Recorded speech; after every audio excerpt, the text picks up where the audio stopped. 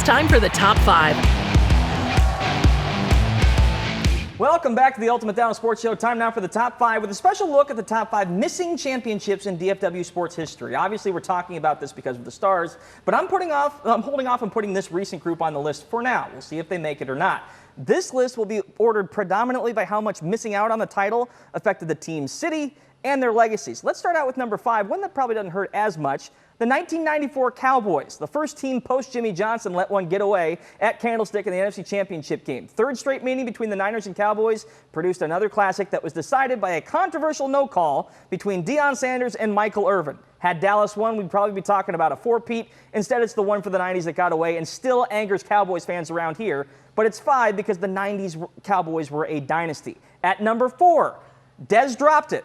All right, jokes aside, the divisional round has been a house of horrors for the modern-day Cowboys, and the best team in the Tony Romo era had the Packers on the ropes in Lambeau. But Dallas lost an early lead, trailed 26-21 with just under 5 minutes left in the game, and on fourth down, Romo found Bryant for a deep ball, but the ball hit the ground before Dez completed the process of the catch, igniting a firestorm of Cowboys fans' fury that ignores that there were still 5 minutes left in the game and the Cowboys never touched the ball again. Still, doesn't take away the sting away from Romo's toughest loss, and the Cowboys had already won in Seattle earlier that year, so you might have penciled them in for a title that year. At number 3, this one was traumatic for Mavs fans, and it did involve a trade. 2006 Dallas Mavericks had all the makings of a championship team. Nowitzki in his prime, check. Breaking through and defeating their championship-level rivals in a 7-game series. In San Antonio, check. Defeating your old point guard, Steve Nash, in the Western Conference Finals, check. And home court advantage in the finals. Everything was there, and then officials, free throws, and Dwayne Wade got in the way of a storybook run. We'll always have 2011, but it's only sweet because 06 happened. At number 2, Roger Staubach didn't lose, he just ran out of time. Super Bowl 13 against the Pittsburgh Steelers, absolute barn burner. Both franchises had 2 Super Bowl championships to their name heading in, so this was for domination of the decade. 66 total points scored. All Cowboys fans can think about is the 4 they didn't score because Jackie Smith is still the sickest man in America, dropping a would-be touchdown pass that would have changed the complexion of the game. Instead, the Steelers won 4 titles in the 70s, and the Cowboys didn't make it back to another Super Bowl until their dynasty in the 90s. And at number 1, this is the one that I think most everyone in DFW wanted. The Texas Rangers in 2011. After making it to their first World Series in 2010, this was their moment. 1 strike away from that first title twice. They couldn't close the deal against the Cardinals in Game 6, ended up losing in 7. 2023 felt good because of those close calls, but the close calls still happened, and we wish we saw this team hoisting it all. Guys, that's the top 5. Bob, I'll open it up to you. Your first thoughts.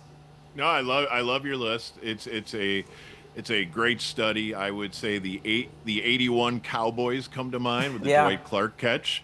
I think the 2000 Dallas Stars, when they lost to the New Jersey Devils in the finals, just kind of ran out of gas, but they were good enough to go back-to-back.